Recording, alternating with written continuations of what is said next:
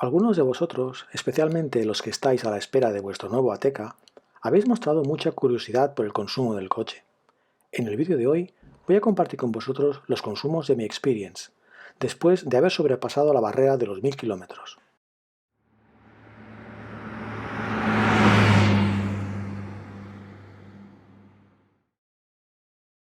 Antes de nada, vamos a recordar cuáles son los consumos oficiales para el Ateca 1.5 Eco TSI de 150 caballos con cambio manual. Como ya comenté en el vídeo sobre el configurador de SEAT, hasta ahora se ha dado más visibilidad a las pruebas NEDC que a las WLTP, en mi opinión, porque las primeras dan como resultado unos consumos más bajos. Lo bueno de las pruebas WLTP es que son más realistas, ya que se realizan en conducción real y no en un banco de pruebas.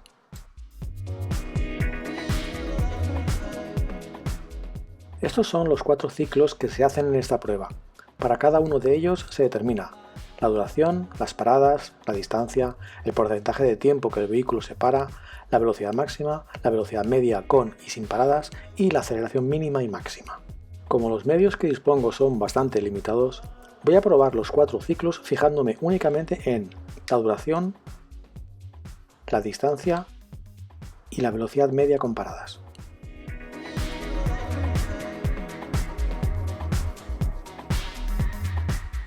Las condiciones con las que voy a hacer las pruebas son las siguientes. Respetando los límites de velocidad, con el Start-Stop activado, es decir, que el motor se para cuando el vehículo se detiene, y con el modo de conducción Eco.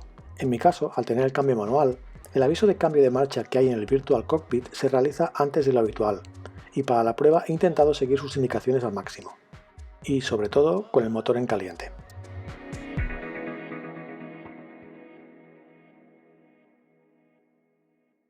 En el ciclo bajo tenía que recorrer unos 3 kilómetros durante 12 minutos a una velocidad media de 19 km por hora. He conseguido la distancia y duración, pero la velocidad solo he conseguido llegar a 17 km por hora. En este caso, el consumo ha sido de 7,5 litros, ligeramente inferior al esperado que era de 7,9. Y para que comprendáis por qué al principio os comentaba que las pruebas las haría en caliente, os voy a mostrar el resultado de exactamente la misma prueba pero en frío, es decir, con el coche recién salido de casa. Como podéis observar, el consumo es bastante mayor, y llega hasta los 9,7 litros. En el ciclo medio tenía que recorrer 5 kilómetros durante 8 minutos a una velocidad media de 39 km por hora. En este caso lo he clavado, y he obtenido un consumo de 5,6 litros, también mejor al esperado, que era de 6,2 litros.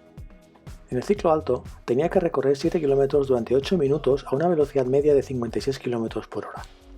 Esta vez mi velocidad media ha sido de 57 y el consumo nuevamente ha sido mejor al esperado, que era de 5,7 litros.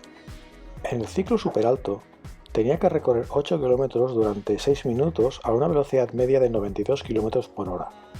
Esta vez ha sido imposible hacer coincidir los 3 parámetros y he recorrido 9 kilómetros durante 7 minutos a una velocidad media de 91 km por hora.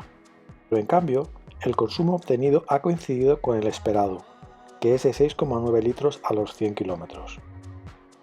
Ahora voy a compartir con vosotros otra prueba que no está basada en ninguna prueba oficial. Se trata de un viaje real de Barcelona a Alicante, recorrido al 100% por autopista y autovía, con una única parada para comer en un área de servicio.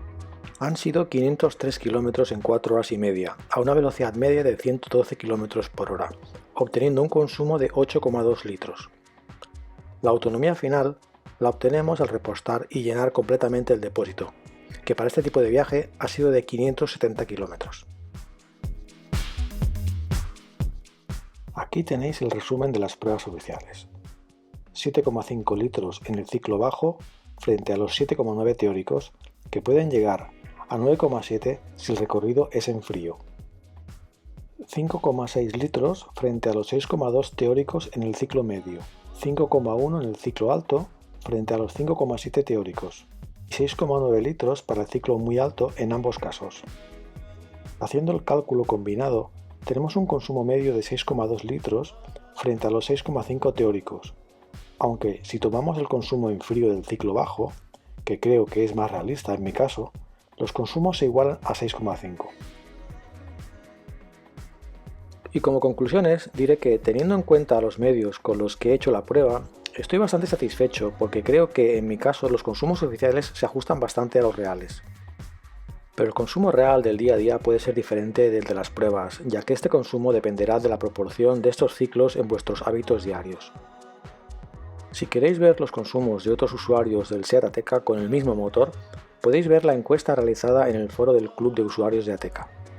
En la descripción os dejo un enlace de la encuesta de consumos para todos los motores, tanto gasolina como gasoil, y tanto para cambio manual como automático.